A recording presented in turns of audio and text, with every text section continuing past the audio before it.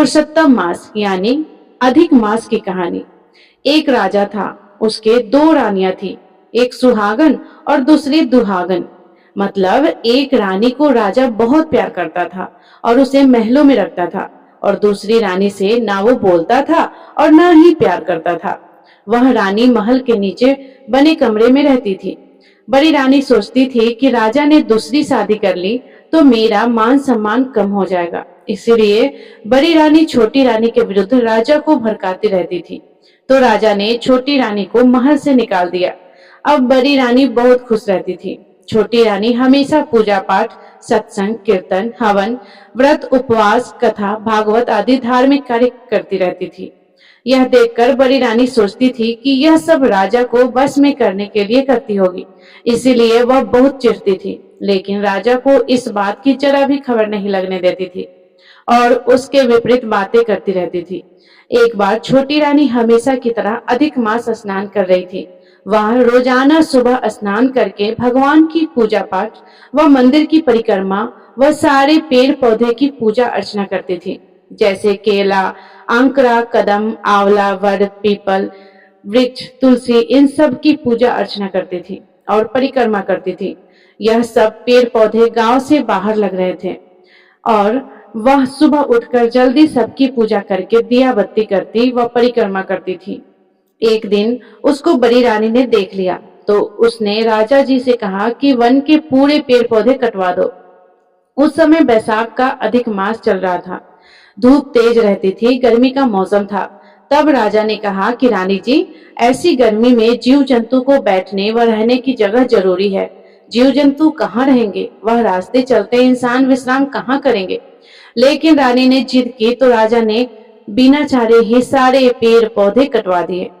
अब सब जीव जंतु पशु पक्षी परेशान रहने लगे और छोटी रानी भी बहुत परेशान हो गई।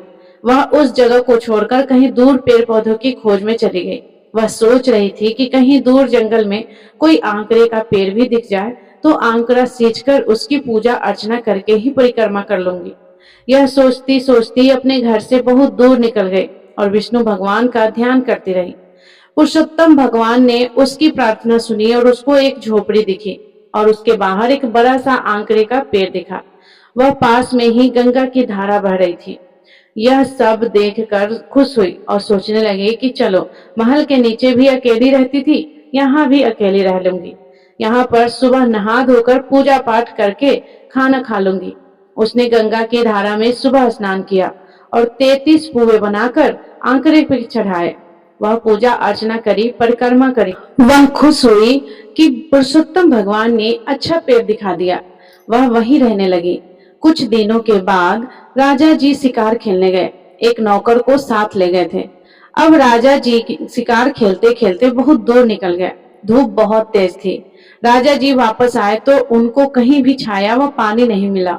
उनका जी घबराने लगा, बहुत बेचैन हो गए, परेशान हो गए और सोचने लगे कि मैं इतना परेशान हो गया कि बाकी जीव जंतु व पशु पक्षी का क्या हाल हो रहा होगा। वह बहुत दुखी हो रहे थे और नौकर से कहा कि कहीं दूर तक देखो कि 2 बूंद पानी मिल जाए, वह छोटी सी छाया मिल जाए, वह जान बच जाए, नहीं तो आज तो जान ही निकल जाएगी। नौकर ने दूर तक नजरें फैलाई तो वहीं रानी की झोपड़ी दिखी। वह राजा को घोड़े पर बैठाकर वहां ले गया और आंकड़े की छाया में लिटा दिया और गंगा की धारे से पानी पिलाया। जो रानी ने पुए चढ़ाए थे वह पुए दोनों ने खाए और जल पीकर आंकड़े की छाया में थोड़ी देर विश्राम करके फिर घर के लिए रवाना हुआ। राजा जी को आश्चर्य हो रहा था कि इतनी दूर भयानक जंगल में किसने यह पेड़ लगाया और कौन इसकी पूजा करता है। इतने बड़े जंगल में कहीं भी कोई एक भी पेड़ पौधा नजर नहीं आ रहा है। यह तो भगवान का ही चमत्कार है।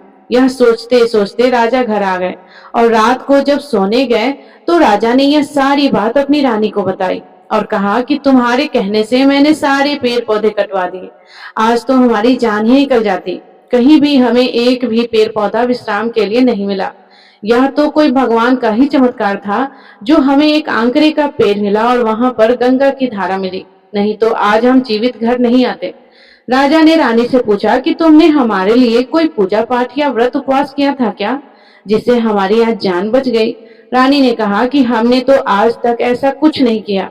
राजा मन ही मन सोचने लगे कि कहीं छोटी रानी ने हमारे लिए कुछ व्रत उपवास किया होगा, उससे जाकर पूछता हूँ। दूसरे दिन राजा छोटी रानी की झोपड़ी में गए तो वह वहां नहीं थी। राजा ने विचार किया कि छोटी रानी कहाँ चली गई। राजा सोच में पड़ गए और नौकरों को खोजने के लिए भेजा। नौकर ढूंढते हुए वही जंगल में पहुंचे। वहां छोटी रानी उसी आंकड़े की पूजा कर रही थी। नौकर ने आकर राजा को बताया तो राजा ने सारी बात सुनकर खुद रथ लेकर रानी को लेने पहुंच गए। राजा ने जाते ही रानी के पांव पकड़ लिए और कहा कि हमारी गलती को आप माफ करो और घर चलो। रानी ने राजा को उठाया और कहा कि यह आप क्या कर रहे हैं। राजा ने बताया कि हम तो आपकी जगह वजह से ही जिंदा खड़े हैं, वरना हम तो मर ही जाते। रानी को राजा ने सारी बात बताई और पहले के अत्याचारों की माफी मांगी। राजा रानी को लेकर घर आ गए। पूरी नगरी में जय जयकार हो गई। राजा जी रानी को महल में लाए। वह बड़ी रानी को निकाल दिया और कहा कि तुम खुद भी बुरी थी और हमें भी बुरा बनाती रही।